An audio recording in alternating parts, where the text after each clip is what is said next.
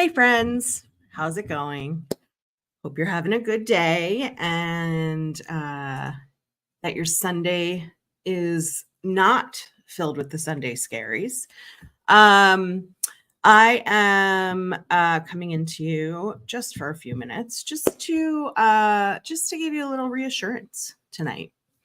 I want to describe the feeling of the "Don't Make Me Do It" Mondays that lead in from the Sunday Scaries. And um, so I'm going to describe to you like what I hear people talk about and what I used to experience when I was in my corporate life before I boundary set. I was still in my corporate life and boundary setting and no longer dreading Mondays or having the Sunday Scaries before I left my corporate life. But when I was still in my corporate life and I had the Sunday Scaries and the "Don't Make Me Do It" Mondays and the Terrible Tuesdays and all of those, there are some commonalities that I see in my clients, that I see in people in my world, and that I had myself. And those are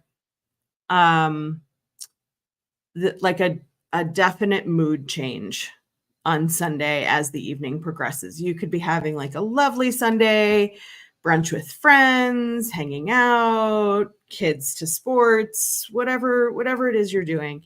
And at some point in the day on Sunday, things sort of start transitioning to it being almost a Monday.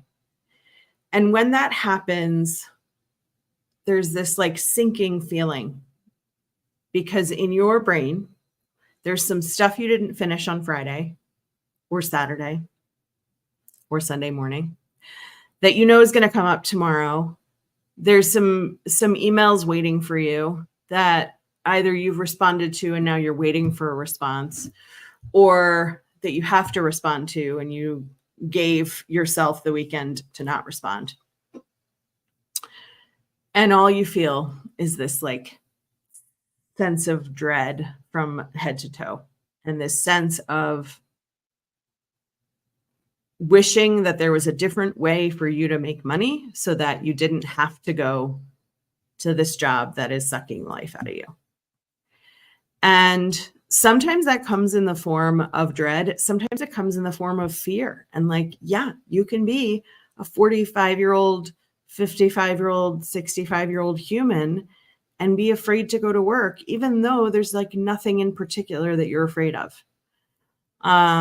I have one client right now who is being paid for by her company, and I had a meeting with her manager, and in those kinds of relationships, when the company is paying, I like to have a check-in with the manager. I'm very clear with the client that I'm having this check-in, and it's very clear both in our contract and in how we talk to each other that my relationship with the client is fully confidential.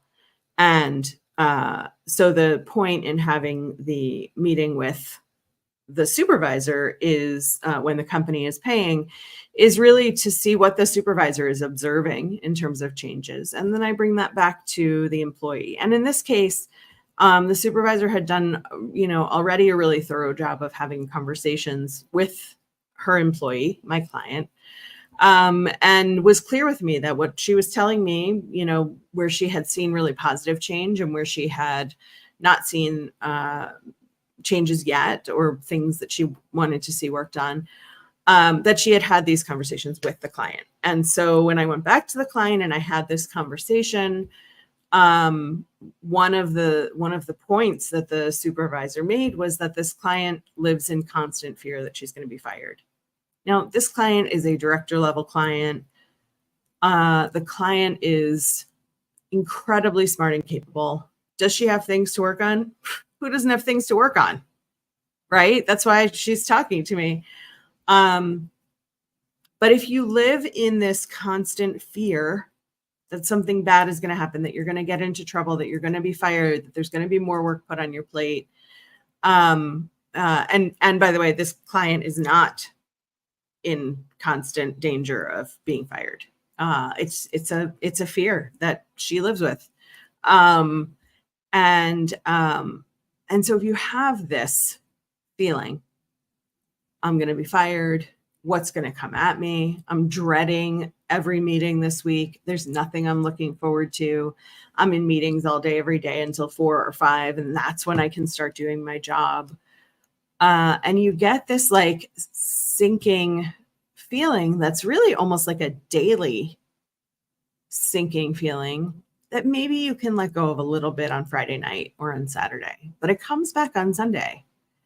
And it could come in the form of this like slow dread. It also could come in the form of panic attacks, of like low-lying heart pounding, which by the way are often also panic attacks. That's the kind of panic attacks I get, where I'll just have like a low-lying heart palpitation kind of day, and spend a lot of the day trying to do meditation or breath work or connecting with friends to get myself off of this pattern of heart pounding. But it can come in the form of being activated or dread, right? Which is a form of activation, but it's sort of like the draw down, and like dread to me feels more lethargic, and panic to me feels much more heightened. And I want you to know that that feeling is something that I work on with clients, is getting to what is giving you that feeling. What are we dreading? What are we afraid of? What are we panicking about? What are we worried about? What is it about Sunday that makes it so that we just don't want Monday to come? And when I work with my clients, the first thing we work on is, what don't you want? Which is often a hard thing to get at, because there's sort of this like vague, like waving of the hands of like, this, I don't want this. And we don't even know what this is. So there's some time spent and some energy spent on identifying the Sunday night this, the feeling of, I just don't want to. I don't like it. I don't feel good about it. And it may be your career. It may be that there's a shift, that you've chosen a career that doesn't really suit you anymore. It may be your workplace. It may also be how you handle you in the workplace. And for a lot of my clients, it's really about this feeling that I don't get to be who I think I want to be, could be, should be in the workplace, because I'm so busy pleasing everybody else, because I'm so busy trying to make sure that everybody else has what they need, that I never have what I need. I am so busy making sure that I'm not dropping any balls that I never take time off. Even when I'm off, I'm like sneaking in, checking my phone. I'm worried about what's going to happen when I come back. I remember one time I went on vacation, and I had promised myself I wasn't going to check my email. And it was an empty promise, because I didn't have any practices in place to help me not check my email. But I was definitely not going to check my email. And the night before, the night before I flew home from wherever I was, I just took like a quick peek.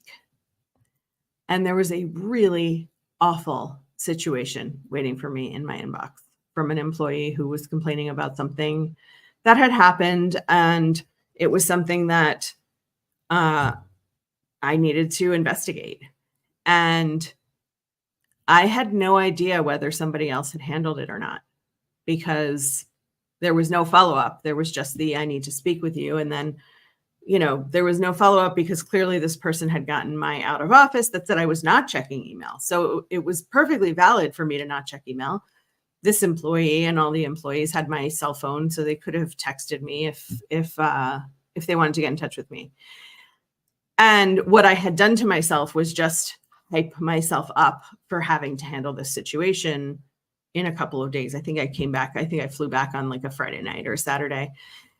And when I got in on Monday, my first day back, the first thing I did was check in with this employee, and the situation had been handled when she got my out of office.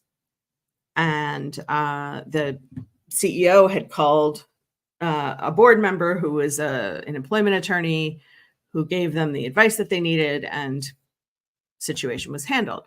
So I would have also found that out on Monday morning if I hadn't checked my email till Monday morning.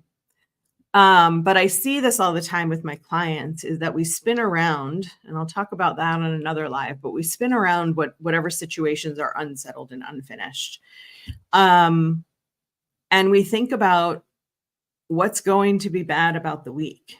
And it's from experience. It's because we keep experiencing the same cycle of a week over and over, and we don't feel good about how we do work.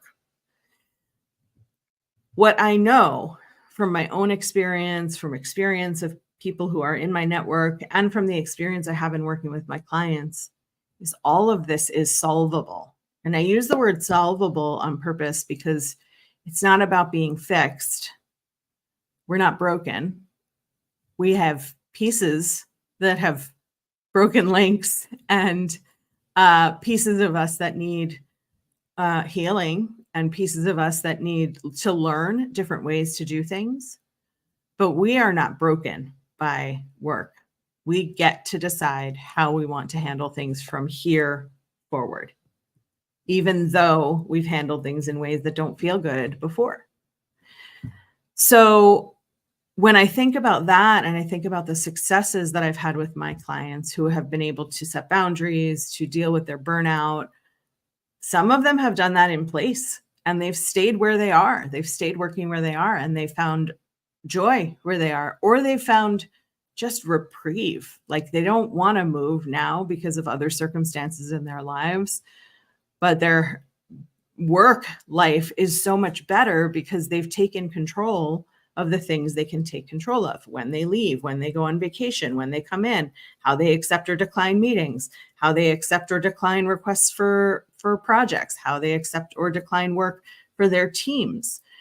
And when you take control of how you respond and react, and how you proactively plan, and what it looks like for you to be happy at work, even if you're not moving, you can find ways to make work better.